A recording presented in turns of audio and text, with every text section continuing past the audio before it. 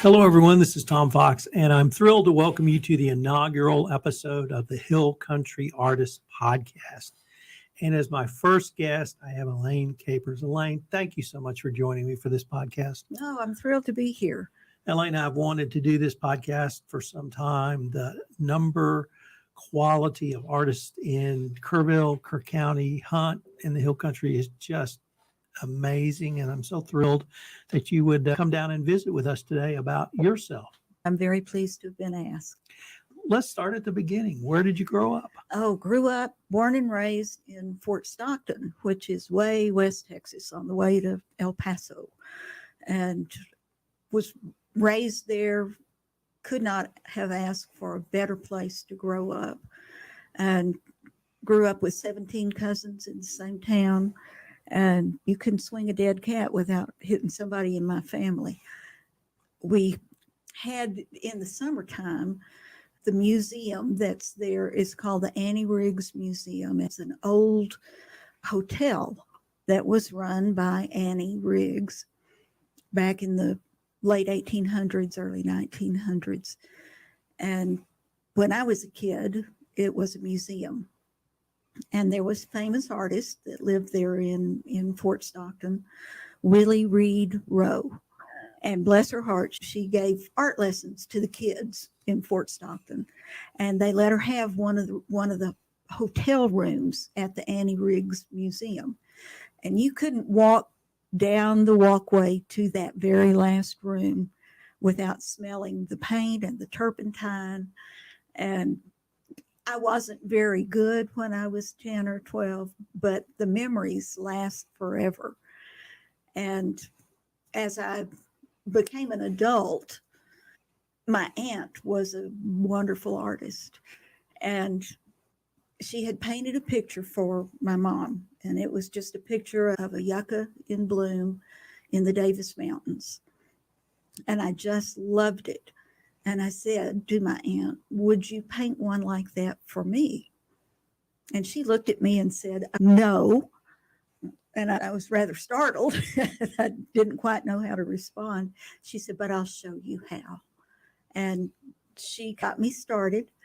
I had a show with a dear friend, Ben English, who's an author, lives in Alpine, but he graduated with my little brother in Fort Stockton.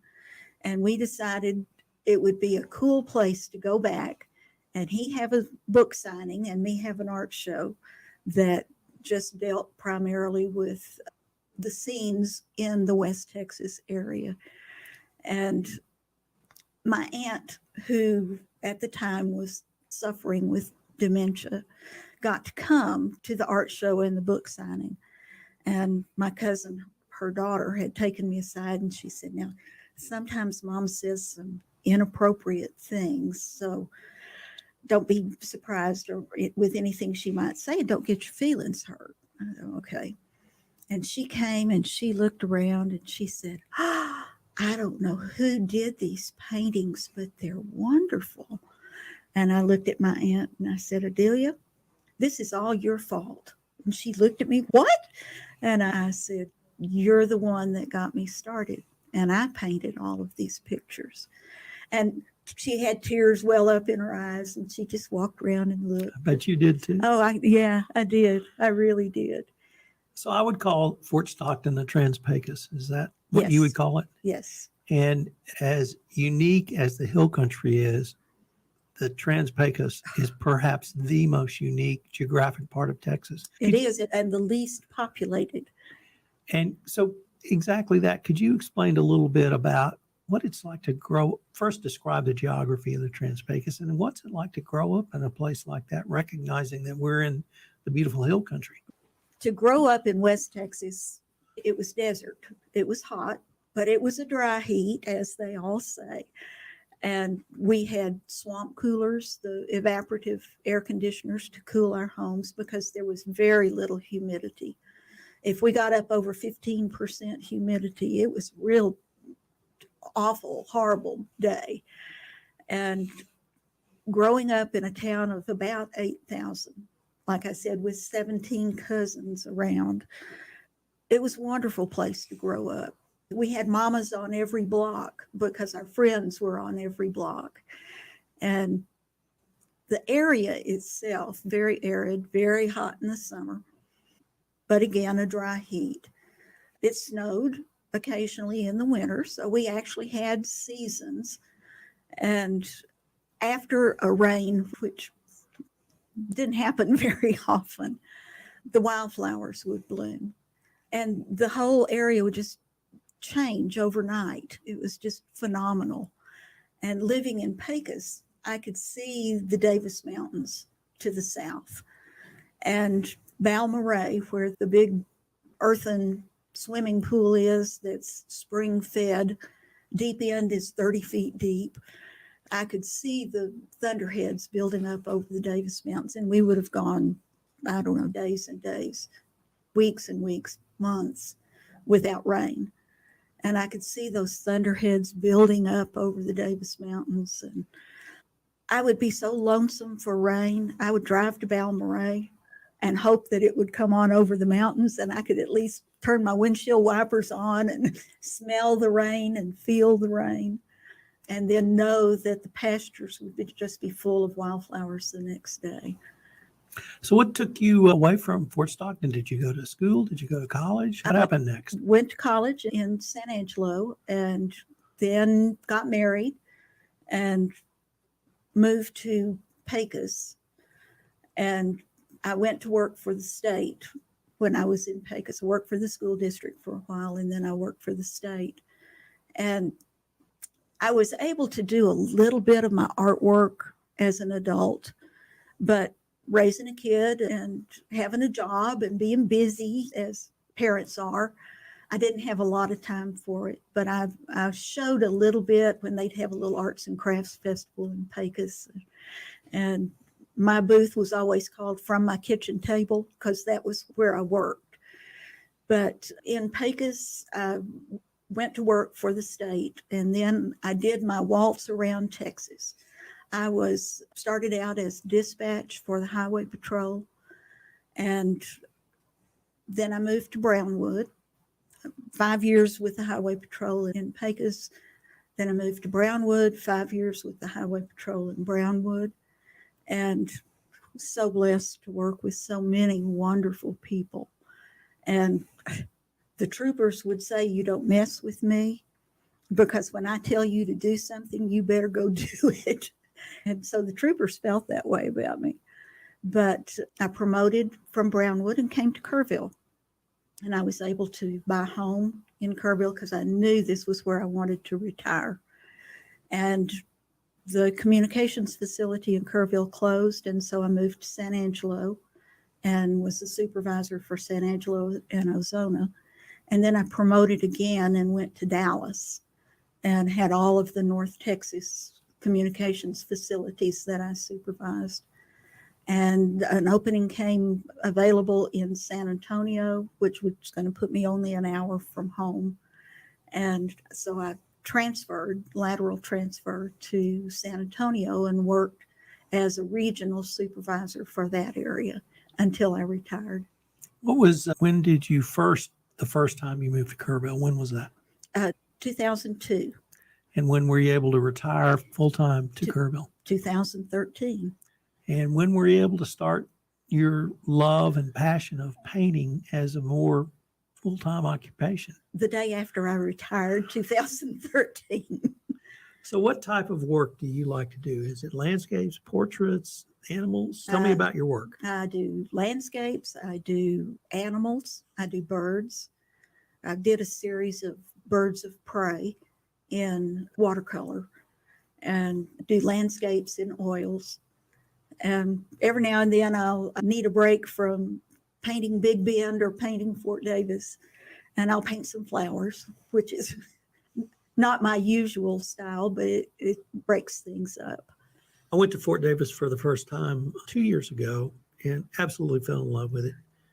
I know this is going to sound naive, but I was stunned by the majesty of the Davis Mountains. Yes. I had no idea. I've lived in Texas all my life. And are you able to incorporate that, Fort Davis, those mountains into your work even today? Oh, yes. You can see my love of Big Bend and my love of the Davis Mountains in nearly everything I paint. I branch out a little bit and we'll paint Guadalupe Peak in the Guadalupe Mountains or something from McKittrick Canyon in the Guadalupe Mountains. But my love of the Davis Mountains and the Trans-Pecos and the Big Bend are a primary focal point for my art. Also went to Big Bend for the first time. Somewhat ashamed to admit that as a native Texan. And the thing that really struck me about Big Bend, it was three distinct ecosystems. Of course, there's deserts, there's glorious mountains, and there's also along the river, an incredibly lush and green area.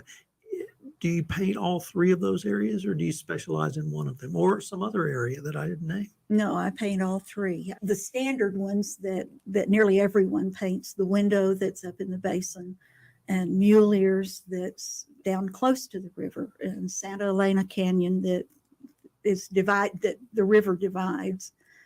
But when the purple sage is in bloom, you don't expect to see that in such an arid, rugged terrain. And then there's just these spots of purple all over. And in the Big Bend State Park, that used to be a private ranch, and now it's a state park, there are springs here and there. And you can tell where they are because there's trees and grass, and it's just lush. And then you drive another 2 or 3 miles, and it's back to rocks and dirt and desert. I wanted to ask you to explore a little about the local art scene. What's it like to being a working artist in Kerrville in 2023? In 2023, it's just an amazing explosion of artists here. I have an upcoming show in the end of September at the Art Center downtown, and there will be 7 of us in this particular show, and it'll be the week after the plein air painters come and paint Kerrville. And 5 of the 7 artists are professional artists, and I just feel like I'm the little tag along behind. But you're a professional artist. I've sold some things. That so makes you a professional. I guess that makes me professional. But these women are just incredible. And I see the art with the people that are in the Kerrville Art Club. I see the art that's produced out of the Guadalupe watercolor group. I know all the different art clubs that are in the area all have amazing artists. And I say that in trying to encourage people to join the art club, and they say, oh, I couldn't even draw a stick figure. You don't have to be an artist to appreciate it. Some people have the artistic creative gene, and some people have the appreciation gene. And those who appreciate are welcome to be among the artists because they appreciate our work. And anybody that's going to make us feel good about what we do, we want to be around those folks. What would you say to, I'm going to just say the young girl except in 2023, who sees art, who appreciates it, has the opportunity to maybe learn under a current practicing artist? Would you tell them to encourage them to follow the passion you follow? Oh, I tell them just do it. Every workshop you might have an interest in and can't afford to take it.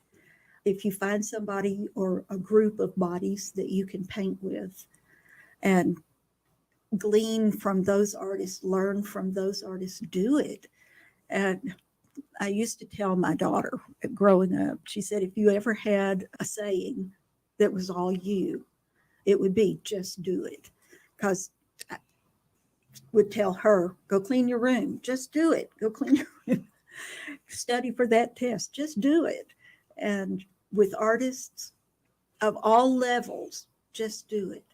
And try all different things. Try watercolors, try oils, try acrylics, try pastels, try pencil. Just do it. If people wanted to see any of your work, where would be the best place they could go, Elaine? I have a Facebook page that's called Art by Elaine. I post a lot of things just on my Facebook page. It's just Elaine Capers.